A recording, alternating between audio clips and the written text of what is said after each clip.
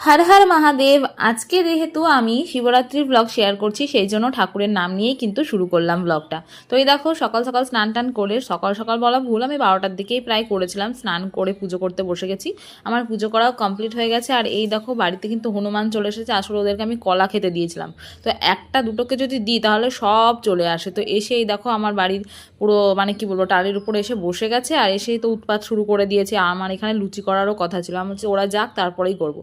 তারপরে এই দেখো আমি ময়দাটা মা মেখে দিয়ে গেছিলো, আমি লুচি কটা ভেজে নিয়েছি। মাই এখানে করেছিল আলুর তরকারি আর ছোলার ডাল। মা হচ্ছে উপোস করে আছে, ভাইও উপোস করে আছে, আর আমি পুজো করে খেয়ে নিয়েছি। এবছর হচ্ছে যে আমার অতক্ষণ আর উপোস করে থাকা সম্ভব না, তো সেই জন্য করিনি। তো আমি লুচি খেয়েছি, কারণ হচ্ছে আমি যেহেতু শিবরাত্রি করি, তো মা বললো ভাত খাস না, লুচি খেয়েই থাকিস, তো সেই জন্য ময়দায় খেয়েছিলাম।